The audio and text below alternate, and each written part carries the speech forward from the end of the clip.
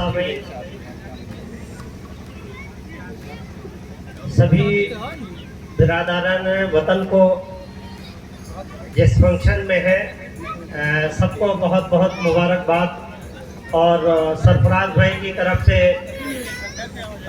गालिबन हर साल जो भी प्रोग्राम मुनक़िद किए जा रहे हैं, इनकी नियति की वजह से हम लोग यहाँ पे हाजिरी देने का सर्फ हासिल कर रहे हैं। और तमाम हजरात जो यहाँ पे बैठे हैं सबको अस्सलाम वालेकुम और नमस्कार। बेसिकली बहुत थोड़े समय के लिए हम आपके बीच में हैं और इत्तेफाक ये है कि मेरी व्यस्तता थी और मेरा रिसर्च का प्रोग्राम चल रहा था और मैंने अपने आप को सुप्रीम कोर्ट में शिफ्ट कर लिया है। इंटरनेशनल कोर्ट वगैरह में बहुत व्यस्तता होने की वजह से मैं आपके यहाँ आप आने में बिल्कुल असमर्थ था, लेकिन वादे के मुताबिक मैंने अपनी बात को और आपकी मोहब्बतों को मैंने दरकिनार करने की कोशिश नहीं की है। जितने भी हमारे मुअज़्ज़ज़ मेंबरान स्टेज पे बैठे हैं और जितने भी सामीन हैं, सबको एक बार मुबारकबाद दोबारा पेश करते हुए मैं अपनी बात की शुरुआत कर रहा हूँ। तमाम लोग आपको आज़ादी की तहरीक और तंजीम के बारे में बताया। हमारे यहाँ की सबा बलरामपुरी जी हैं, काबिल मुबारकबाद हैं और इन्होंने हमारे ज़िले के साथ साथ में हमारे मुल्क का नाम इंटरनेशनल लेवल पे भी रोशन किया। और तबानी जी, जिनका मतलब जिक्र उर्दू अदब की दुनिया में बहुत अच्छा है, और मैं जिस जगह पे प्रोग्राम में आया हूँ यकीनन ये महज़्ज़ब की जगह है जिसे हम माजिद दरियाबादी के नाम से जानते हैं। तो मैं खिरानी अकीदत पेश करता हूँ माजिद दरियाबादी जी को भी। अब मैं अपनी बात शुरुआत कर रहा हूँ एक टॉपिक जो बहुत लिमिटेड है, उसी टॉपिक पे बात करूँगा। और ख़ास तौर से मैं अपने नौजवान साथियों से और जो हमारी उम्र और हमारी उम्र से थोड़ा सा सीनियर है उनसे ही आज मैं गुफ्तगू की आगाज़ कर रहा हूँ। नए ज़माने की टेक्निक और नए ज़माने की शुरुआत। एजुकेशन पे हम एडाप्टेशन की बात कर रहे हैं और ये हिंदू मुस्लिम सभी लोगों के हिसाब से ये बात बहुत काबिले माकूल है बहुत सतही बात। लेकिन इस बात को अगर आप अपने दिल के हाथ पे रख करके अपने दिलों पे रख करके देखेंगे तो ये रिसर्च के पॉइंट ऑफ व्यू से बहुत बड़ी बात होगी। मैं इंटरनेशनल लेवल पे 10 मिनट पे इस टॉपिक को ख़त्म नहीं कर सकता, लेकिन 10 मिनट पे एक रिसर्च का आपको मजाज देने आया हूँ। इस मजाज को जब आप अपने अपने घरों पे पहुँचिएगा और अपने बच्चों के बीच में इस बात पे गुफ्तगू कीजिएगा तो शायद अगली बार जब प्रोग्राम होगा तो उस प्रोग्राम में इसके आगे की बात करेंगे। ये आपसे अंडरटेकिंग है। नए ज़माने की टेक्निक और एजुकेशन पे हम बात कर रहे हैं। एजुकेशन का सिस्टम हमारे मुल्क में बिला शुबहा धीरे धीरे बढ़ने लगा है और बढ़ भी चुका है। अगर एजुकेशन का ये सिस्टम ना होता तो शायद हम और आप आज अपने और आपके बीच में ना होते। एक ज़माने की शुरुआत 80 की दशक से लेते हैं, जब हमारे यहाँ पे मॉडर्नाइज और फर्टिलाइजेशन का सिस्टम शुरू हुआ था। जो किसान भाई हमारे बैठे होंगे वो समझ रहे होंगे कि जब मुल्क में किसानों को उनकी मतलब इनकम को बढ़ाने की बात की जा रही थी और अंग्रेजी दवाओं और खादों पे मतलब गुफ्तगू की जा रही थी, तो बहुत सारे लोगों ने उसको अपोज किया था। तो उसको कैसे काम कर रहे थे कि लेखपाल और ये सब चीज़ें अंग्रेजी खाते दे रहे थे और लोग उसका डिनाइल कर रहे थे। लोग ये तैयार नहीं थे मॉडर्नाइज होने की और वक्त के साथ चलने के लिए लोग तैयार नहीं हुए थे। लेकिन वही ज़माना अब आज 80 के दशक के बाद 90, 100 और 2000 के बाद से अगर आप आज की डेट में देख लें तो हर आदमी देसी खाद को ही कन्वर्ट करके उसको अंग्रेजी में कन्वर्ट कर दिया गया था। ये अंग्रेजों का अपना प्रीव्यू है कि आपकी ली हुई चीज को उसको मॉडिफाई कर देते हैं। जैसे शिकंजी आपके भारत की मतलब ये ग्लोबलाइजेशन लोग तौर पे जीआई एक्ट है, जियोग्राफिकल इंडिकेशन एक्ट, जिसमें आपकी साभा और मसूरी जो धान है वो वर्ल्ड लेवल पे इसको टैग दिया गया। ऐसे ही आपका फर्टिलाइजर था और फर्टिलाइजर को उन लोगों ने चेंज कर दिया अंग्रेजी खाद के रूप में। आज भी हम उसे यूरिया वगैरह को अंग्रेजी खाद जानते हैं। आज अगर हम अपने खेतों में नहीं डालते हैं तो उसकी किसानी और चीजों में बहुत तरक्की नहीं होती। हमारे यहाँ पे कंप्यूटर की दौर की शुरुआत हुई थी। खास तौर से ये बात बहुत छोटी है, लेकिन इस बात को आप घर पे समझिएगा। यहाँ आप समझ ही रहे हैं, जब कंप्यूटर की शुरुआत हुई थी तो विपक्ष के रूप में अटल बिहारी वाजपेयी की सरकार थी।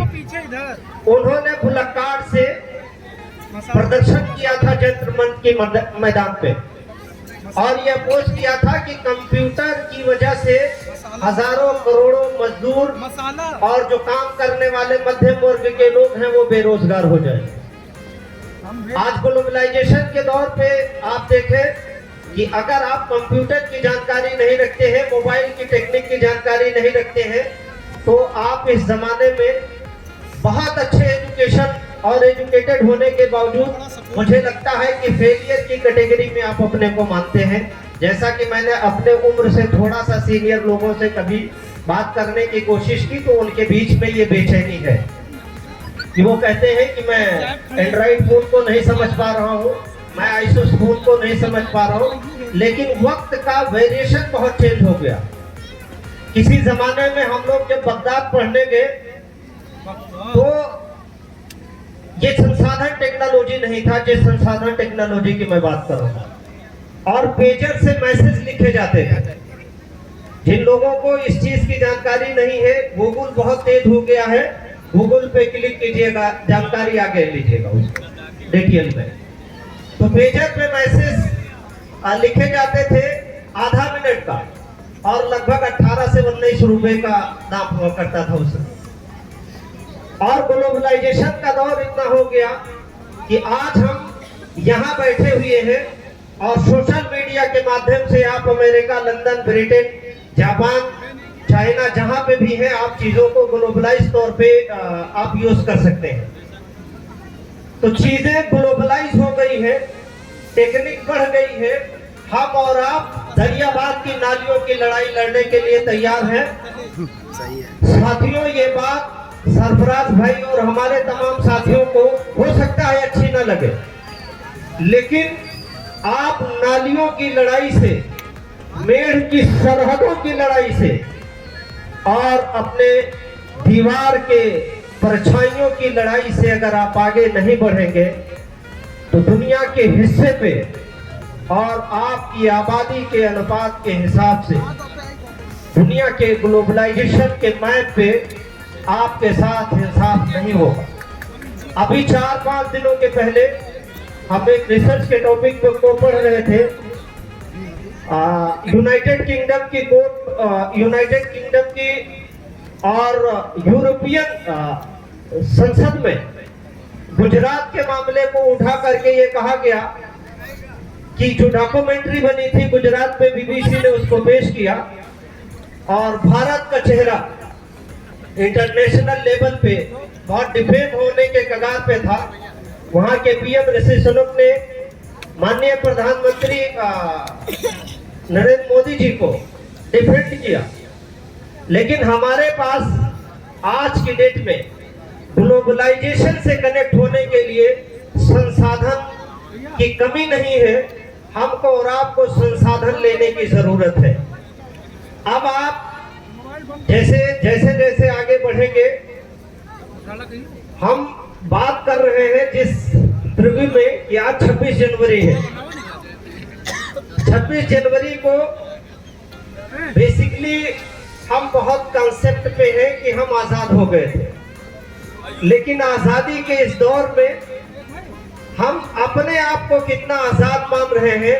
आजादी सिर्फ जिस्म की आजादी नहीं है, आपको फाइनेंशियल आजाद होना है, आपको डेमोक्रेटिक तौर पे आजाद होना है, और आपको पढ़ने लिखने में भी आजाद होना है, और राइट टू फंडामेंटल्स जो है उसके तहत भी आपको सारी चीजों में आजादी पानी है और पाना चाहिए। हमारी और आपकी ड्यूटी फंडामेंटल राइट्स में बताए गए हैं। जो संविधान का मूलभूत ढांचा है उसमें फंडामेंटल राइट बताया गया। फंडामेंटल राइट्स में ये कहा गया कि लाइफ, लिबर्टी, डिग्निटी और फ्रीडम ऑफ ट्रेड आपको हासिल है। ये किसी भी तरह से ना पार्लियामेंट इसको कैप्चर कर सकती है और ना जुडिशरी इसको चेक एंड बैलेंस के नाम पे इसको आपसे ये ले सकती है। यानी आपकी बोलने की आजादी, आपकी तकरीर की आजादी, आपके बिजनेस की आजादी और मुल्क में बिना किसी परमिशन के आपको आने जाने की खुली तौर पे आपको आजादी हासिल है। अब आपको यही इसके आगे समझना है। जो मैं न्यू कंसेप्ट पे बात कर रहा था, इसी के आगे आपको समझना है। आज की दौर में जिन लोगों ने 80, 90 और 2010 के दशक में जिन्होंने जीने की कोशिश की है, उनका जनरेशन फेल हो गया है और उन्होंने अपने जनरेशन के साथ और अपने नस्लों के साथ इंसाफ नहीं किया। उसके पीछे वजह क्या है? यूट्यूब का दौर आ चुका है, लिंक्डइन का दौर आ चुका है, फेसबुक के ग्लोबलाइजेशन का दौर हो गया है और गूगल मीडिया का दौर आ गया है। हिंदुस्तान में आज भी एजुकेशन क्लास में जाकर के लेने देने पे हो रही है। ये डिस्कशन अभी भी पार्लियामेंट में चल रहा है कि ऑनलाइन क्लासिफिकेशन होना चाहिए कि नहीं होना चाहिए। हम इसमें डिस्कस नहीं कर रहे। लेकिन जो डेवलप कंट्री है, जिसे हम मतलब तरक्की याफ्ता मुल्क कह रहे हैं, ज्यादा टाइम हो जाएगा तो बता दीजिए। जिसे हम चीज नहीं पसंद आवा दे हाँ तो बता दीजिएगा। जिसे हम डेवलप, बहुत जल्दी शॉर्ट कर देंगे, जिसे हम डेवलप कंट्री कह रहे हैं, जैसे आप हार्वर्ड ले लीजिए, कैलिफोर्निया ले लीजिए और लिंकन यूनिवर्सिटीज को ले लीजिए। जो यूरोप की तमाम यूनिवर्सिटियां हैं, पहले हमें एजुकेशन लेने के लिए हमें उस मुल्क में पार्टिकुलर टफेल का एग्जाम दे करके वहां जाना पड़ता था, उस मुल्क के निसाब को समझना पड़ता था। आज की स्थिति ये है कि हमारे और आपके घरों के दरवाजे पे तमाम यूनिवर्सिटीज और कॉलेज दस्तक दे रहे हैं। ग्लोबलाइजेशन के दौर में अगर हमारे बच्चे और हम सब ये कह दें कि हम पढ़ नहीं पाए, हमारे पास संसाधन नहीं है, हमारे पास वसाइल नहीं है, मैं आईएएस नहीं हो पाया, मैं पीसीएस नहीं हो पाया, मैं गवर्नमेंट सर्विसेज में सिलेक्शन नहीं हो पाया, मैं पढ़ लिख करके एक अच्छा इंसान नहीं बन पाया, तो ये सरकारों की कमी नहीं है, हमारी और आपकी अपनी कमी है, जिसमें हमें रिफॉर्म करने की जरूरत है। दुनिया में यूट्यूब फ्री प्लेटफॉर्म है, याद रखिए। यूट्यूब दुनिया का फ्री प्लेटफॉर्म है। अगर आप चाहते हैं कि आपके पास एक्स्ट्रा ऑर्डिनरी कोई चीज है, आप अपने दीन धर्म को फैलाना चाहते हैं, आपके पास दीन के बारे में कोई बहुत अच्छा कॉन्सेप्ट है, आप किसी भी मजहब के बारे में उसकी अच्छाई या बुराई लिखना चाहते हैं, तो आपके पास कॉन्स्टिट्यूशन ने दस्तूर हिंद की दफा 19 के तहत आज़ादी तहरीर और तकरीर पूरी तरीके से शामिल है और हासिल है। आप कर सकते हैं और करना भी चाहिए।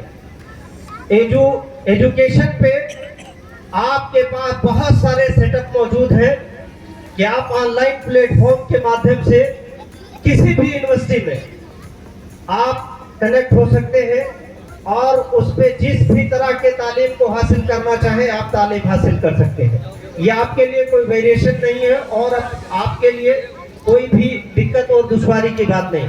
हर ओटीटी प्लेटफॉर्म पे सारे सब्जेक्ट मौजूद हैं, सारे सब्जेक्ट के साथ में उसके पढ़ाने वाले गाइड्स मौजूद हैं, सारे टीचर्स मौजूद हैं। और पढ़ने लिखने का ये मतलब हमारे बिरादरी में और बिरादराने वतन के लोगों में एक चीज बहुत कॉमन आई है, वो ये कहते हैं कि पढ़ लिख के क्या होगा, हमें नौकरी नहीं मिलेगी। इस बात को भी अपने दिमाग से निकालना होगा, इस बात को भी दिमाग से खत्म कीजिए। हिंदुस्तान में हमारी पढ़ाई का जो बेसिक कंसेप्ट है, खत्म करो, बेसिक कंसेप्ट है वो नौकरी बेस पे है। लेकिन बाहर के मुल्कों में वो पढ़ाई सिर्फ नौकरी के बेस पे नहीं पढ़ी जा रही है। उस पढ़ाई का मतलब ये है कि एक अच्छे मुल्क के सिटीजन बनने के लिए उस पढ़ाई का इस्तेमाल हो रहा है। और पढ़ाई के साथ साथ में बहुत सारी चीज़ों पे आपको सुनने और समझने की ज़रूरत है। दुनिया बहुत ग्लोबलाइज हो गई है। आप अपने घरों पे बैठ करके भी वर्ल्ड के साथ, दुनिया के साथ कनेक्ट हो सकते हैं। दुनिया की कनेक्टिविटी आपके साथ में हो सकती है।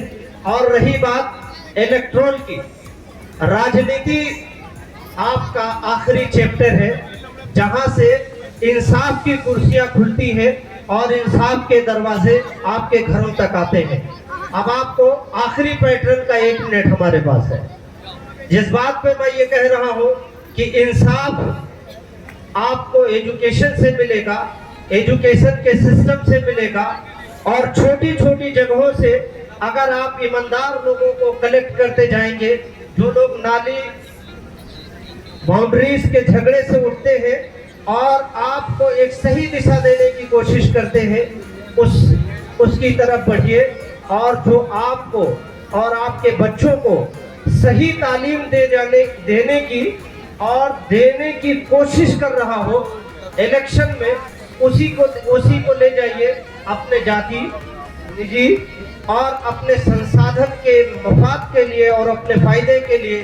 खुदारा इस मुल्क में 80% हिंदू आज भी मौजूद है और वो सब सेकुलर है।